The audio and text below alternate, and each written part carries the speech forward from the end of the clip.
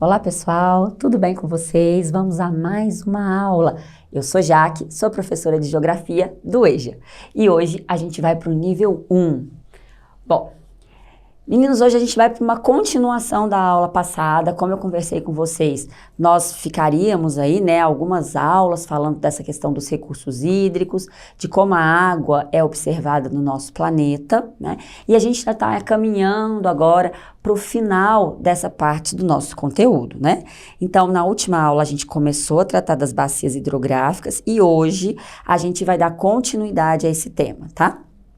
E aí, eu trouxe aqui, um pedacinho do que foi a nossa aula anterior, para que a gente pudesse relembrar o nosso conteúdo, tá certo?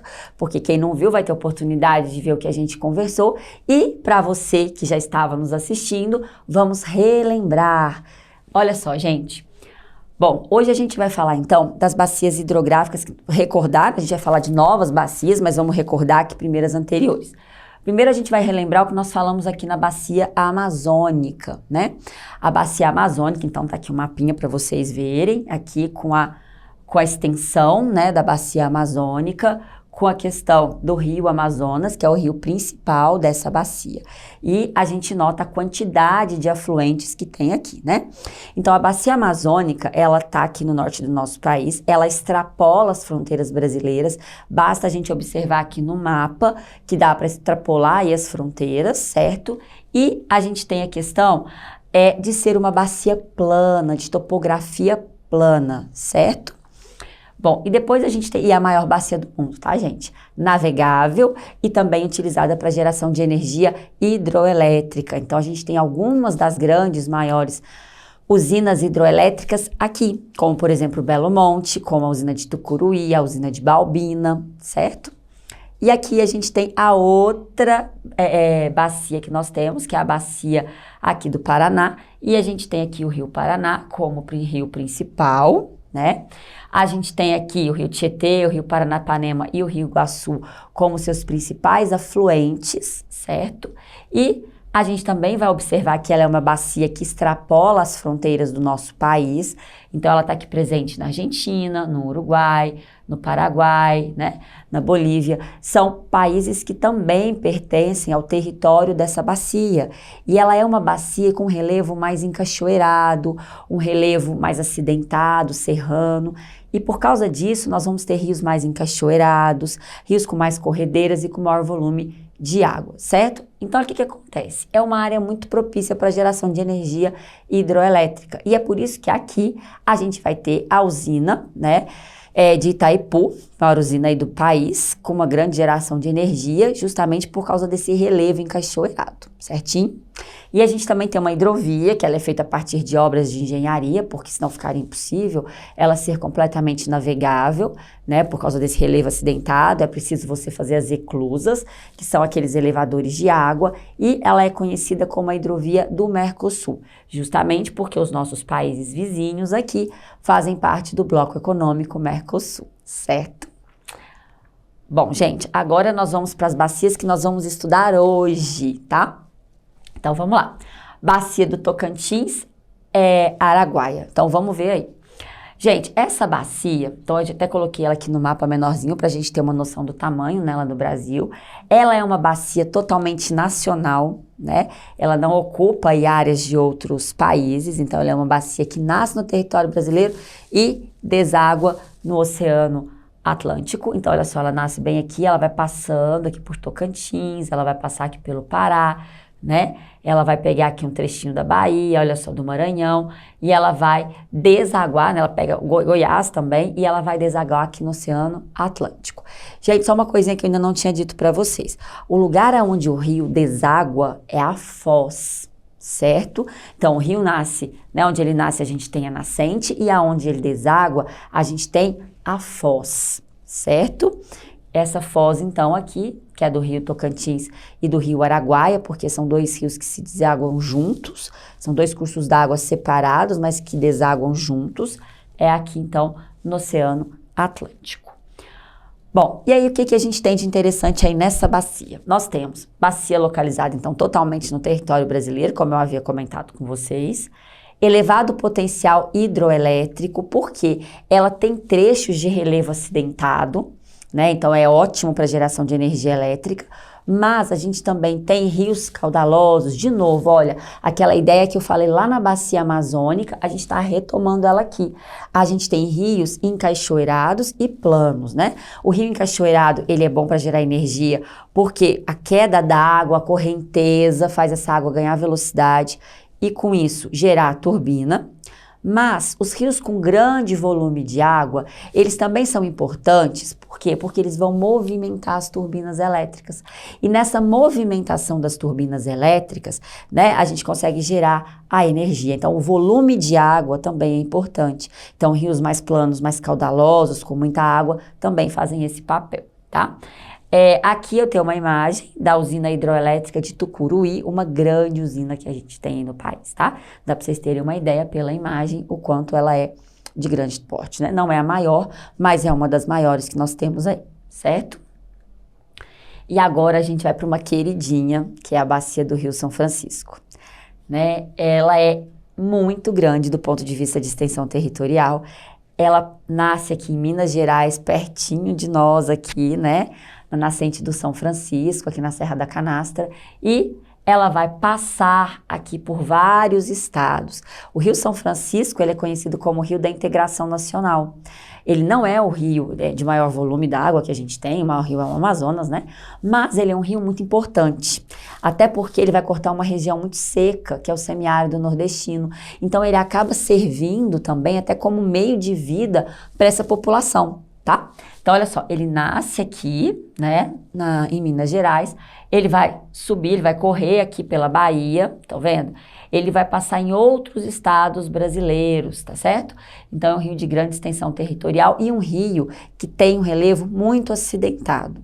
E por causa disso, a gente vai ter muitas usinas hidroelétricas ao longo do rio, né? Então, a gente acaba exigindo muito aí do São Francisco, justamente por causa disso, né? Porque ele é um rio que tem muito relevo acidentado, que permite muita serra e que permite, então, que a gente tenha uma grande geração de energia hidroelétrica. Então, olha só, aqui eu coloquei uma imagem da nascente do São Francisco, essa tá pertinho de verdade da gente aqui, né? Então, a gente vai ter, ele é conhecido como Rio da Integração Nacional, grande aproveitamento hidroelétrico, né? É um rio perene em uma região semiárida. Se a gente voltar aqui no mapa, a gente vai observar o seguinte. Quando ele nasce aqui em Minas, aqui é úmido, né? Próximo de nós a gente tem o clima mais úmido, o clima tropical. Então a gente vai falar que a caixa d'água do São Francisco é aqui em Minas Gerais. Esse termo caixa d'água, a gente fala para aqueles locais onde o rio recebe uma maior quantidade de chuva. Então é justamente aqui que a gente vai ter a maior entrada de água no sistema do Rio São Francisco. Isso é muito importante. Por quê? Porque quando ele vai se deslocando para o interior aqui da região Nordeste, ele vai cortar a região semiárida do país, né? A gente ainda vai estudar clima, tá? Nas nossas próximas aulas eu vou começar a trazer o conteúdo de clima para a gente e eu vou falar sobre isso com vocês. Então, nessa região aqui, olha, né, bem no interior da Bahia, né, aqui a gente pegando perto da cidade de Petrolina, Juazeiro, a gente vai ter uma região mais árida, né, que é o nosso semiárido. Então, nessa região, o rio, ele não vai receber o mesmo volume de água que ele recebe aqui em Minas Gerais. E rios que passam por lugares semiáridos, por lugares mais secos, eles tendem a secar, eles tendem a ser rios intermitentes. Por quê? Porque ele vai ficar boa parte do ano sem receber água da chuva, sem ser abastecido. Mas o São Francisco, isso não acontece. Por quê? Porque mesmo ele passando uma região com muita escassez de água, né, com pouca chuva, né, às vezes a gente fica meses e meses, né, sem a entrada de água no sistema do rio, ele vai continuar recebendo água e vai ser um rio perene. Então, o rio perene é aquele que nunca seca, em toda a sua extensão, né, porque ele sempre vai estar recebendo água aqui, ó, né, de Minas Gerais, certo? E ser abastecido. E ele vai cortar, então, o semiárido até ter a sua foz no Oceano Atlântico, certo? Então, é por isso que é muito importante a gente observar essas características do São Francisco. E aqui a gente tem também, só um minutinho aqui, gente, que eu voltei sem querer, voltei foi todas, meninos. Então aqui ele também vai ser importante para irrigação, inclusive para essa região semiárida, né? Em toda a sua extensão, obviamente, ele é usado para irrigação, mas nessa região semiárida ele ainda ganha uma importância maior. Por quê? Porque eles não têm muitos fluxos de água à disposição. Então, como São Francisco é um rio perene que nunca seca, eles vão poder utilizar desse volume de água durante o tempo todo, certo? Então, essa questão da irrigação, gente, ela pode ser muito prejudicial aos rios. Por isso que é necessário fazer um manejo adequado para que esse rio não sofra, né, com problemas de falta d'água e chegar até a ficar intermitente em alguma parte do ano, né? Então, é por isso que é tão necessário ter cuidado com essas questões de irrigação, e o São Francisco é um dos rios utilizados, e inclusive a gente tem um projeto, que é o projeto de transposição das águas do São Francisco, que é retirar a água justamente ali na porção do semiárido, por canais, e levar essa água até o interior do Nordeste, para ali ela ser distribuída, né, para aqueles agricultores que precisam, né, agricultores, pecuaristas que vivem ali, até muitos da própria subsistência, para manutenção das suas lavouras, para manutenção da sua atividade pecuária. Embora isso seja um debate enorme, né? É um projeto social muito importante, de qualquer forma é necessário levar uma melhoria de vida para esse sertanejo, mas ao mesmo tempo a gente tem que pensar na saúde do rio, e aí é um projeto polêmico, porque muitos cientistas, muitos estudiosos em meio ambiente dizem que o rio não suportaria esse processo de transposição, né? Então a gente tem aí uma obra que gera muitos debates, mas que, no entanto, já está com boa parte concluída e, infelizmente, ela não está conseguindo atingir o seu grande objetivo, que é levar água realmente para aquela pessoa, para aquele sertanejo do interior que necessita irrigar a sua plantação, né? É um problema. Aqui eu trouxe algumas a barragem de Três Marias é uma delas, a gente ainda tem Sobradinho, nossa, enfim, tem uma infinidade de bacias hidroelétricas aqui no São Francisco, e eu trouxe aqui, né, o projeto de transposição do São Francisco para vocês. Esses são os canais que retiram água do rio e levam até o interior, né? Então, é justamente por esses dutos que a gente colocaria a água, né? Que essa água é retirada do rio e vai ser levada às comunidades do interior que passam por esse problema de escassez hídrica. Porém, muitas adutoras dessas já foram rompidas, muitas adutoras dessas estão tendo perda de água por infiltração. Então, é um projeto que eu acredito que ainda vai render muitas discussões, mas fato é, claro que é algo que deve ser feito, recursos e mecanismos para ajudar essa população, certo? Mas preservando o rio, que é tão necessário. E agora a gente vai para a Bacia do Paraguai. A Bacia do Paraguai, bom, ela tem um trecho em território brasileiro e uma boa parte nos nossos países vizinhos, né? Então aqui a gente tem uma parte na Argentina, uma boa parte aqui no Paraguai e na Bolívia. Mas nós temos aqui, né, principalmente perto do Pantanal Mato-Grossense, né, a parte da Bacia do Paraguai, certo? E ela tem trechos planos, ela tem trechos navegáveis, certo?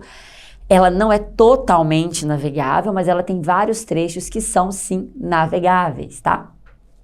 E a gente chamando atenção, como eu disse, para o Pantanal, que na época da cheia recebe um grande volume de água e pode contribuir para o abastecimento dessa barragem, certo? Dessa bacia e das barragens que a gente encontra aqui também. Ela também é uma bacia que a gente vai encontrar barragens, né, voltadas para geração de hidroeletricidade, certo? A gente nota, né, essa característica do Brasil com essa questão das barragens hidroelétricas, como isso é forte no nosso país, certo? Aqui eu trouxe uma imagem para vocês do Pantanal, que faz parte dessa bacia, né, da Bacia do Paraguai.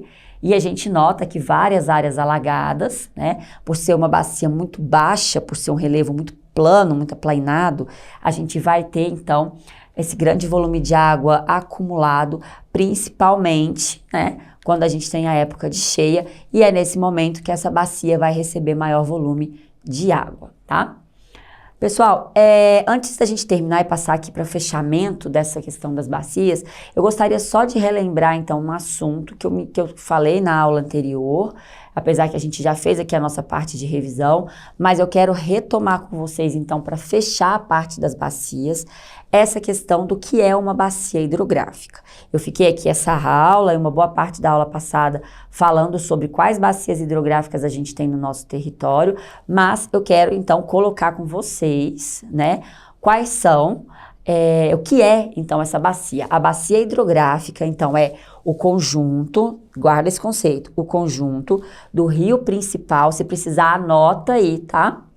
Então, o conjunto do rio principal, seus afluentes, subafluentes e o território banhado por eles. Vou repetir para você poder anotar. É o conjunto do rio principal, seus afluentes, subafluentes e o território banhado por eles. Não esqueçam, certo? E a gente trouxe aqui os usos da água, que é para a gente encerrar essa parte, né? Então, a água, ela tem diversos usos, além dela ser essencial à vida humana, animal, vegetal, né? Ela vai ter diversos usos, certo? Então, vamos relembrar esses usos, meninos. Então, primeira coisa que a gente tem, geração de energia elétrica, falei muito aqui, né? Geração de energia elétrica, lazer, atividades de lazer, os próprios lagos, né, das barragens hidroelétricas, a gente já comentou, eles também são usados para lazer. A gente tem abastecimento doméstico, a água que chega na nossa casa.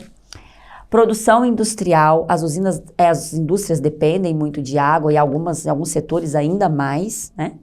Irrigação. A maior parte da água do mundo é gasta em irrigação, gente, não é para abastecimento doméstico, não é para abastecimento das indústrias, mas para irrigação, e aí ela se torna essencial, que é para a produção de alimentos. A gente tem para o consumo de animais, principalmente aí em um país com uma grande produção pecuária, como é a brasileira. A gente tem para consumo humano, né? Geração de fontes de energia, e aí a gente tem as usinas hidrelétricas, a gente tem a maré motriz. Então, a gente vai ter aí algumas fontes de água que servem para geração de energia hidroelétrica e maré motriz, até a eólica, que a gente pode colocar as turbinas eólicas no oceano.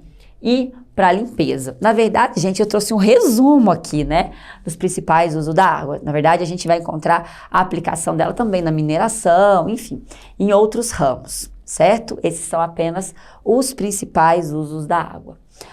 Bom, gente, esse era a nossa aulinha de hoje, o que a gente tinha para conversar. Então, nós finalizamos essa parte das bacias, certo?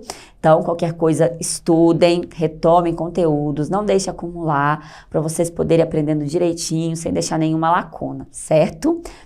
Então, um beijo, bons estudos para vocês, obrigada pela audiência e até a próxima aula.